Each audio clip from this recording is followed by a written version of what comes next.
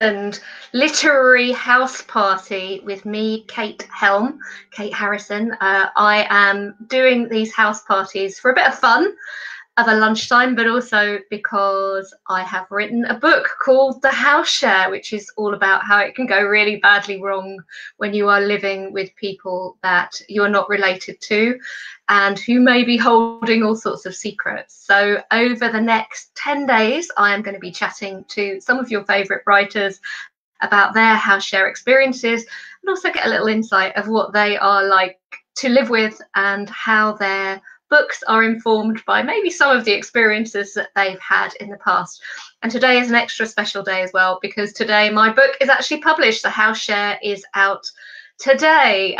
So obviously I will have to do a gratuitous plug a bit later. But before I do that, I would like to welcome our special guest today. And our special guest is the amazing C.L.TAYLOR. Hiya. Known to her friends and to everyone watching as Callie, because I can't really call someone CL. No. Do people ever do that? No, people always ask if I'm on a radio interview or something. They say, do I say CL or Callie? And I'm just, yeah, once you've introduced me as C.L.TAYLOR, you can call me Callie. Yeah. Oh, you're my friend. You can always call me Callie. So CL/Callie is the author of many best-selling thrillers, including the new Strangers, which I am currently glued to on my Kindle. I am just coming up to halfway, and it's one of those books where I am halfway between wanting to rush on and actually wanting to savor it bit by bit. It's fantastic. I think it's your best one yet. Oh, thanks, Kate. Yeah. A few people have said that, which is always lovely, because no matter, this is book 7, and no matter how many books I've written, I mean, you'll know this as well because you've written loads of books too, you're still really nervous when a new one comes out, just in case this is the book where you drop the ball and everybody hates it. But actually, it's got my highest Amazon review at the moment, so fingers crossed. It's lovely because you're introduced to all of these different characters and they've all got their secrets, and it's not immediately clear how they're going to come together, but you've got the confidence, I think, which I always feel when I'm listening to an author that I really appreciate, and that is kind of really working for me at the moment. I know it's going to come together, I just have no idea how. So that is really cool, and that's even though I've brainstormed some of it with you. I'm like literally what is going to happen. It's really cool. So anyway, the format of this lunchtime is we're going to chat a little bit about what it's like to live with Callie, and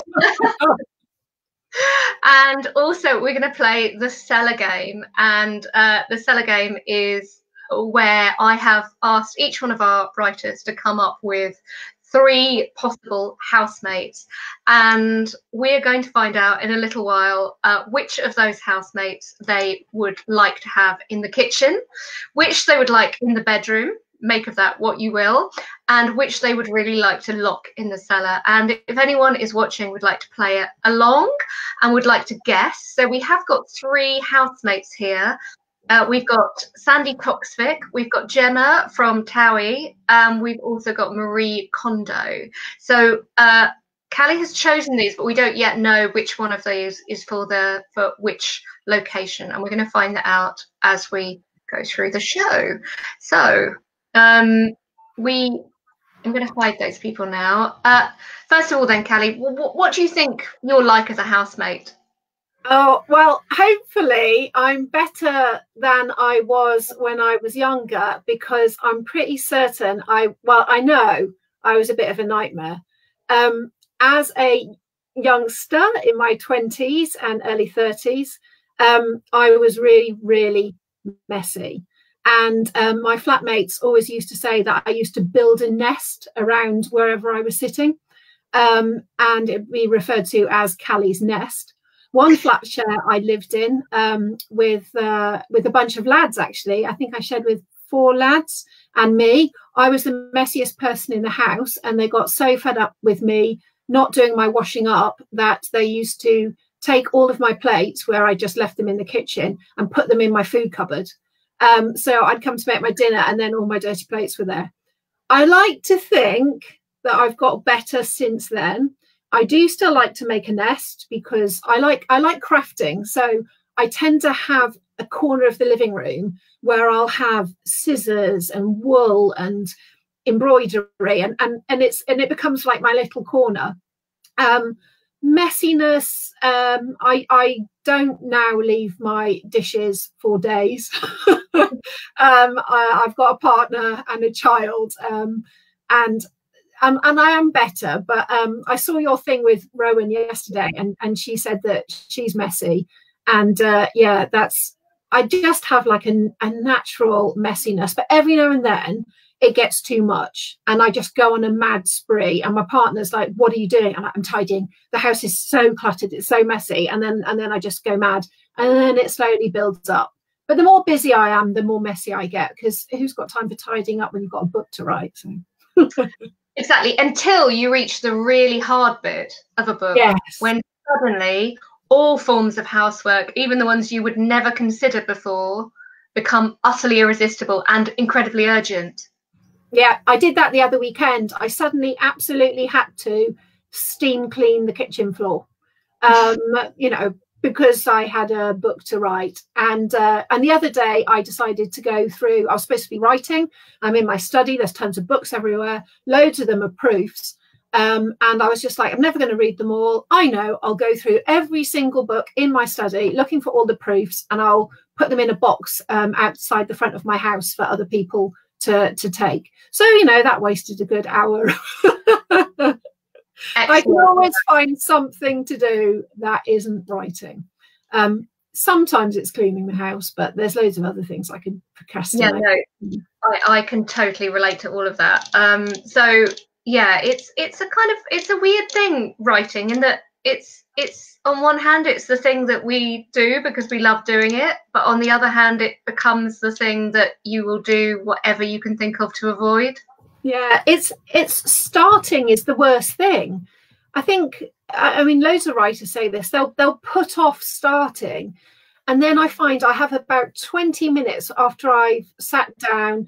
I put noise cancelling headphones on. I listen to soundtrack music of action films. My favourite is I listen to the soundtrack of Hunted, you know, the TV show with people running away from the police. That's got a brilliant. So yeah, that's got a brilliant soundtrack. And In Time, the film, actually a sci-fi film. And then it'll take me about 20 minutes to sort of warm up. But once I've warmed up, then I can go, you know, sort of thing. But it's that initial putting your bum in the chair. It's I'm not the sort of person to jump out of bed and go, oh, I must go and sit at my computer and do some writing. It's more a sort of, I need to get 2,000 words written today. I better go and sit down. So. And that feeling after is the feeling afterwards is good though, isn't it? It's that feeling of having written that is the satisfying one. You're like, I've got that for the day. Yeah. So we know that you have got a pretty twisted imagination, and I am looking forward to. I've got obviously the names of the people that you've picked for the Cellar Game. I wonder if you enjoyed picking them. I had a massive dilemma about this, particularly about the bedroom one, because somebody immediately jumped into my mind, and I just thought, is that too pervy? So and then there were quite a lot of people that I would have locked in a cellar. So yeah, there could have been quite a lot of people in my house share potentially. So it was a case of narrowing it down and thinking about it a bit. So let us reveal then, in that case, the first of these people. Which is the housemate that you have chosen to spend time with in the cellar? In the kitchen. Almost got the order. Yes, it would be the lovely Sandy Toksvig. I have loved Sandy Toksvig since she was the host of Number 73, a programme I loved as a child. And now she's in Bake Off, and she's such a good presenter. And the thing that I love about her is I'm a pretty rubbish cook. I don't really enjoy cooking. I find it quite stressful. There's lots of other things I'd rather do than cook. Same with baking. Lots of people find it really calming. I find it quite stressful. But lovely Sandy, when she's on Bake Off and people are all stressed about, you know, I don't know, soggy bottoms or whatever, she comes over and she's very sympathetic, but she's also funny, and she's just somebody I'd love around in the kitchen, because I think she'd make me more chilled out. Would she help you with recipes, or would she be doing it for you? I think she'd be more there as like moral support. She'd be like my emotional support Sandy. I was really tempted to choose a cook for the kitchen, like Nigella or somebody. But you know, Nigella's really beautiful, and yeah, and I wouldn't want her anywhere near my partner. No, that is a very good point. Whereas, you know, you'd be safe with Sandy. Yeah. Well, because she's not going to be making a move on your other half, which is a very good thing. So we were talking about cooking then. What is your signature dish? Do you have one? Well, if you ask my 8-year-old, his favourite of everything that I've ever made is sweet chili chicken. But now he's pescatarian, so we haven't actually had it for ages. So probably a veggie spag bol now is probably a close second, or mum's homemade pizzas. Get a really cheap pizza from Iceland or somewhere, do loads of different toppings, they go down really well. But I'm a rubbish cook. I've got so much respect for you, because I know that you're a brilliant cook and you've written diet books and stuff, but I don't know. To me, it feels like alchemy. How does this herb go with that spice, with this citrus, with... I have not got a clue. I can follow a recipe, but if you stuck me on Ready Steady Cook with a bunch of ingredients, or that round of MasterChef, which I love watching, where it's like, this is what you've got, I would be clueless. So yeah, it's not one of my strengths. Never mind. We can't have a we can't be good at writing amazing thrillers. And you're a real crafter as well, as you were saying before. You like to have your nest of bits and bobs.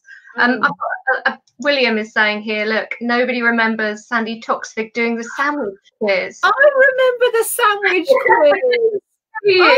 I loved it. Yeah. I loved it. Did she make sandwiches, or was it a kind of sandwich? I can't. It was something to. So she had like piles and piles of, I think it was white bread, and then jam, and then there was a quiz. And I think every time somebody got one right, she added another one. I'm not sure what she did at the end when there was a massive pile of sandwiches, but I definitely remember that. You had to eat it. And Laura here is another big fan of FG. So there you go. It looks like you are not alone. Yeah.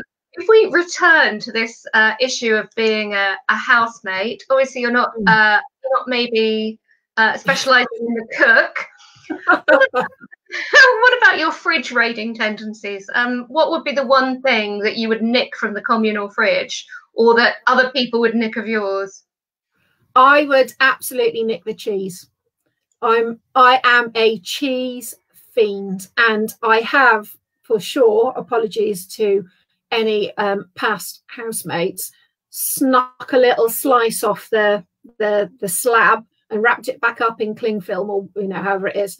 I love cheese, and if I had no cheese and somebody else had cheese, I would nick the cheese. What do you have a particular favourite? But I know that now people are going to turn up to your events bearing cheese. If we were to have events ever again, would that be welcome, unwelcome? What would you like? I love a kind of mature cheddar with a bit of a sort of saltiness to it. We went to Wookey Hole a couple of years ago, which is really close to us here in Bristol, and they put all their cheese in the cellar, these really cold sort of damp cellars, and then it's sort of sealed in a wax. It's the most delicious cheese I've ever had. I'm not a huge fan of smoked cheese, but give me a brie or a Stilton. I love a Stilton with a bit of walnut.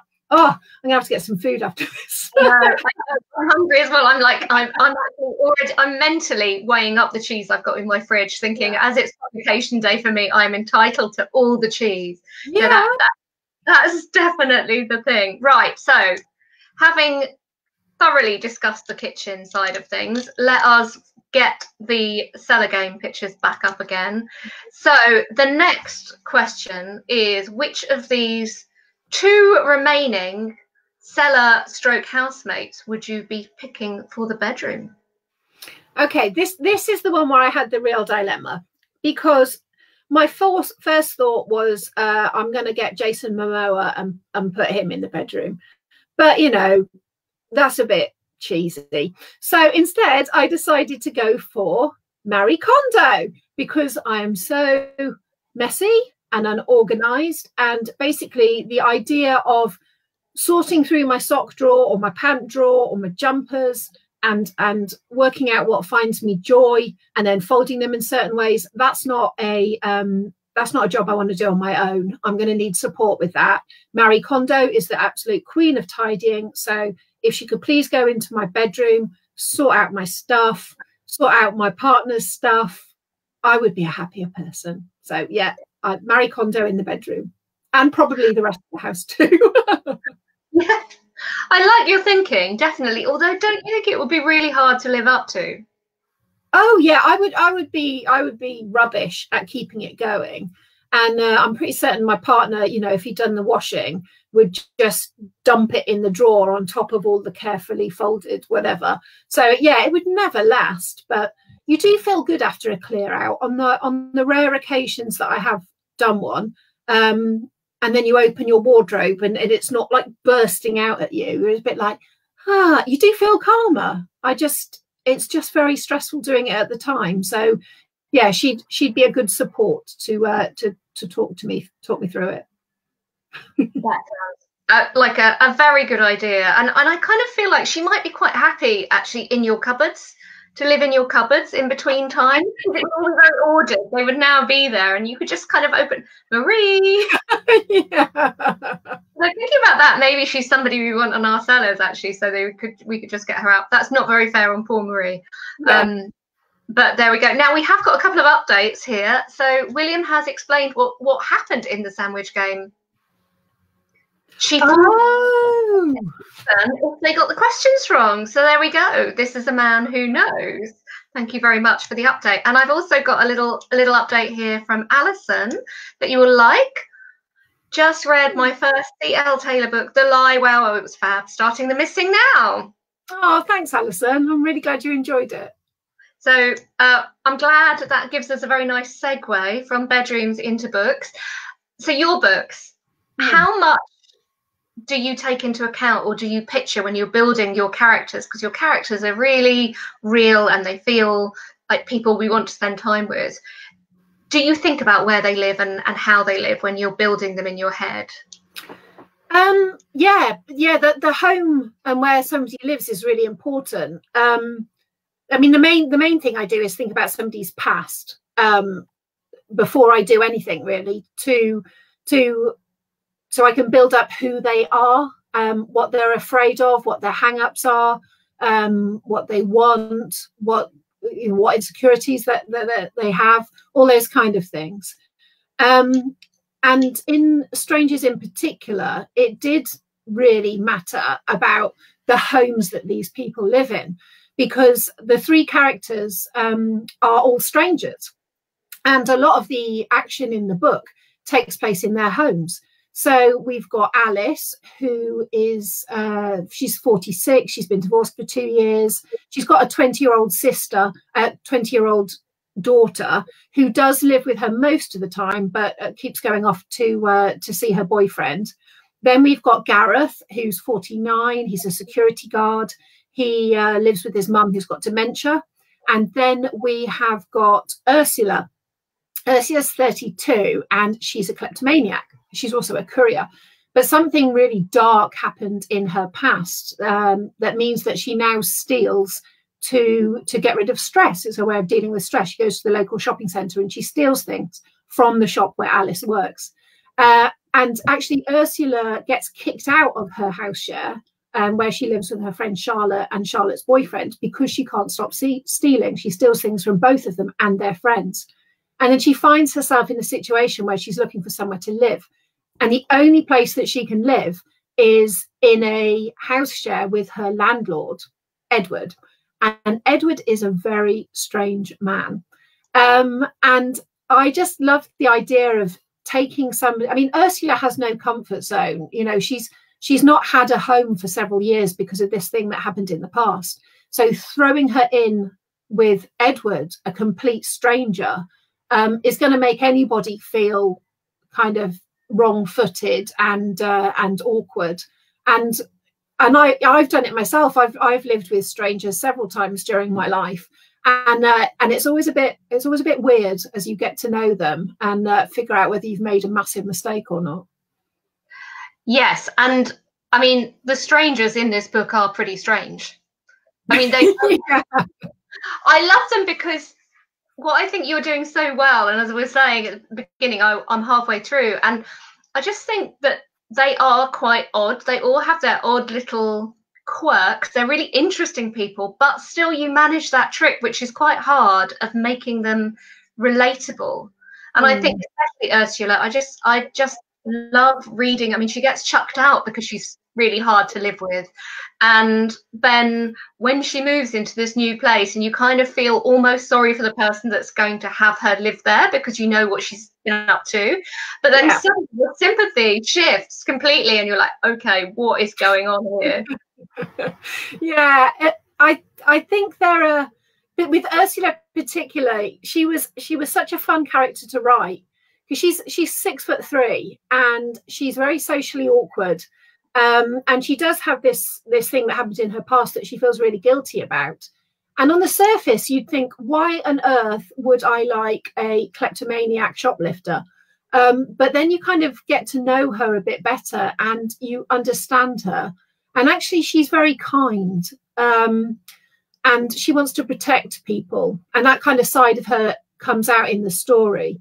But yeah, exactly as you say, you think she's a bit of an oddball, and then you meet Edward, her new landlord, and yeah, you're right. There are several people in the book who are a bit odd, and a lot of people with secrets that they're keeping.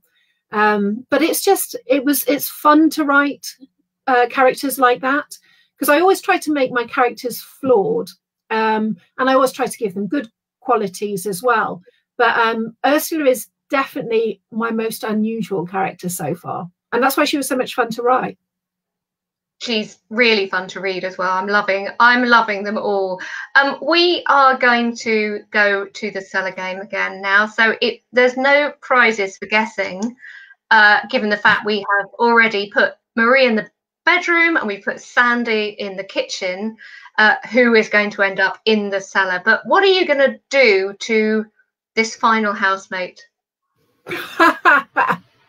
So the final housemate is Gemma Collins, aka the GC.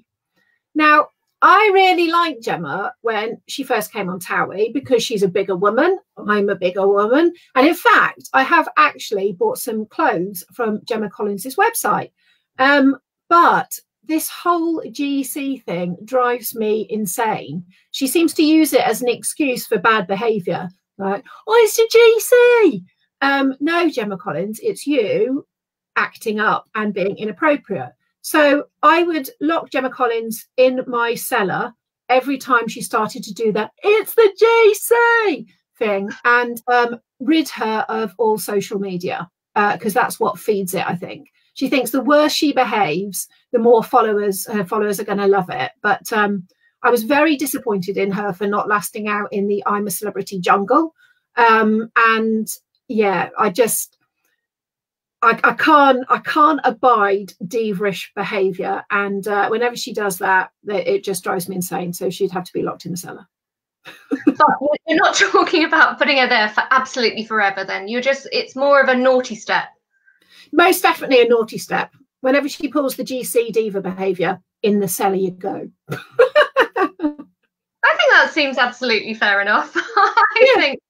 I love the idea of having a cellar. I had a cellar in a house once, but and mostly I kept kind of stuff down there like that was just out of sight, but not living things. But yeah, a cellar is one of those things that I think is a nice thing to have. Just to have it up your sleeve. Well, I have only lived in one house that I can remember, one flat share that I can remember with a cellar. And I was 18. I was on my gap year between school and university. I really wanted to go travelling, but my mum said I could only have a gap year if I did a secretarial admin course. Woohoo! But so rather, it's like leave. Yeah, go to Australia or go to Worcester Tech College and learn how to word process. Yay! Anyway, I agreed to it because I didn't want to go to university yet. I wanted a year out.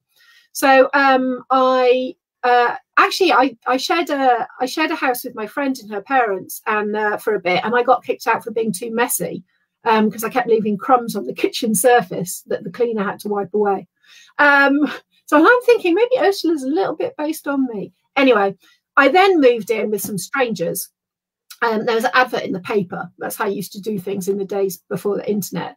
And I went, and this really strange landlord dude answered the door. I went with two of the girls from my course, and he showed me around what was basically a tiny little single room in the top of the house. And then after we left, my friends from my course said to me, "You can't move in there. He's really weird." And I said, "Well, he lives next door, actually. I've got some flatmates that I'll be living with." And they were like, "But you haven't met them." And I was like, "I'm sure it'll be fine. It's £30 a week rent, bills included. It's so cheap. I've got no other options." So I agreed. And then I moved into this house share. And then I met my flatmates, who were possibly the most eccentric people I've ever met in my life. One of them worked in a baby food factory, and he stole some silver like bubble wrap, and he covered the cellar in it. So basically it was like walking into a room in a spaceship. And then another of my flatmates went to the park one night. He found a homeless guy, and he brought him back to our house and told him that he was going to sleep in the cellar from now on. So we had a homeless man sleeping in our silver bubble wrapped cellar for a couple of days, I think, until it got too much for him, and he decided he'd rather sleep on the streets than stay in our house, which was not entirely a bad move, given I would go to my course and come back, and one of my flatmates would go dumpster diving, and so I'd come back, and then the mantelpiece in the living room would have loads of headless dolls or dolls' heads just lined up on it. Other times I'd come back, and they decided that it would be fun to rope all of the furniture together, so that in order to watch TV, you had to climb to the top to sit on the one armchair that was left in the room. But, I was 18, and after having been at school for all of these years, it was eye-opening, and it was exciting, and it was one of the most fun years of my life, to be honest. And when the cellar wasn't a place for a homeless man to live, they turned it into a climbing wall and put up loads of things so other people would come around and climb around in the cellar. You never knew what was going to happen in that house. I'm surprised I haven't written a book about it yet, but it all feeds in. It sounds like a mixture of comedy and thriller, though. Yeah, there was some slightly scary bits and a lot of surreal bits. But yeah, there was a lot of laughter in that household too. Oh, it sounds really good. We've got a few comments here coming up. So Chris is saying she's just ordered Strangers. Looking forward to it. Thank you, Chris. It's always nice to have. And Alison is saying that she's loving your bookshelf. I'm assuming mine is just my fireplace. But it is pretty classy, actually. I keep meaning to get a kind of nice one organised like that. But it hasn't quite happened yet. So I also have a question here from Victoria. Hello, Victoria. How are you? Asking how your writing is going during lockdown. Yeah, Kate and I were having a little chat about this earlier. It's not going brilliantly, if I'm honest. I am homeschooling my 8-year-old every morning. I have a dog that needs to be walked. And obviously Strangers came out on the 2nd of April, and all of my publicity was cancelled. So my sort of book tour of the UK, various interviews, radio interviews and stuff, all cancelled. So I've spent a lot of time over the last was it 5 weeks since it's come out, roughly, doing loads and loads of online stuff, virtual readings and interviews and stuff like that. And writing, even though I have a book deadline for June, supposed to be the 1st of June, it's the 14th of May now, I'm only 47,000 words in. So I've asked for an extension. Kate's face. I'm about halfway through and I've only got, I got an extension till mid-June, but that still gives me 1 month to write half a book. To be honest, I can't see it happening. I think I'm going to need more time. So yeah, I constantly feel stressed during the day because I'm like, I haven't done my words. But we're in a really unusual situation. And I think putting more pressure on myself on top of everything else that I'm dealing with, and that we're all dealing with, is probably not a good idea. So I'm trying not to stress about it. But even now, having this conversation, I'm thinking afterwards I'm going to get my lunch and then I might have a few hours to write before I have to make the dinner, or my partner makes the dinner or whatever. So yeah, I hope it's less stressful for you, Victoria. How are you finding it, Kate? I am at the moment, because I had the book out, obviously I've been doing quite a lot of promo things like this, which is great fun, a bit of a distraction, and gives you something else to focus on, whether it's kind of setting up the technology or doing fun things on Canva. I love making graphics, so kind of that makes you feel busy but kind of doesn't involve the writing bit. And then I've been doing a lot of editing of a book under my whole new name, which I'll talk about some other time. But so that's been the thing. It has enabled me to put the work in progress to one side, but I know it's hard. It's I don't know if you're finding this, but it's so hard to imagine what people will feel like reading, the kind of stories they might want to read when this is all over, because it's such a collective traumatic experience almost. It's quite hard to know how we're going to feel kind of afterwards, or even when this is going to be over, of course. Yeah. I'm trying not to think too much about the sort of landscape that the book I am writing now will go into, and just try and concentrate on the tale that I'm trying to tell, really. But you're in a weird situation, having a book coming out during lockdown. I know that you normally like to get out and about in Brighton and have a celebratory meal and a cocktail. How are you going to spend your day today? Well, we are doing this kind of thing. I just while we were literally on air, I saw a man come to the door. Somebody was bashing on the door downstairs, and I managed to hide myself for a minute while I stuck my head out of the window in order to help the man who's left a box of flowers downstairs. So that's exciting. So hopefully they will still be there, and nobody in lockdown will have kind of nipped by the time this broadcast is over. And then we are having a Twitter party later on, in fact. So that is myself and the lovely Eve Chase and the equally lovely Tammy Cohen, who's actually on this show tomorrow. And we're going to be on Twitter between 7 and 8. So if anyone is on Twitter as well as on Facebook, they can find us. If you look for the hashtag May 14th launch party, May 14 launch party, I'll put a little graphic of that up on the post as well. I mean, it is what it is. We're certainly in a privileged position to be okay, I think, in some ways. Laura's saying that she's going to add strangers to her wish list as well. So that's a very nice thing to have. So I think we are kind of almost at the end. I did want to ask if you had a hint or a tip for dealing with lockdown. Yeah, my big hint is get yourself some noise cancelling headphones.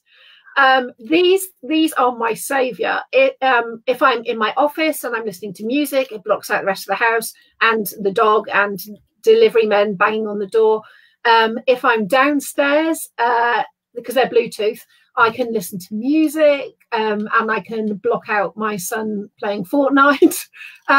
Yeah, noise cancelling headphones are your friend in lockdown, and I would be lost without them. Okay, that is a very top tip. I have got some as well. They really do the job. So a few final points. So definitely buy Strangers. It is fantastic. Loving it. to pieces. We have got, I'm just going to get the picture up. As I mentioned, we have got the fantastic Tammy Cohen, who is also at my our joint launch party later on, but she'll be here at 1 o'clock tomorrow, revealing her house share secrets and what she's like to live with, and also her 3 picks for the cellar game. That is going to be fun. And also, kind of maybe, if you're feeling like you've enjoyed this, you might like to consider buying my house share book. Red Magazine have very kindly said that it is a Black Mirror in book form, which I was very excited by. That was a very nice thing to hear. And it's available now. It's available in Asda, which is a great place, one of the few places you can actually buy anything at the moment, including books. So that's a very cool thing to know about.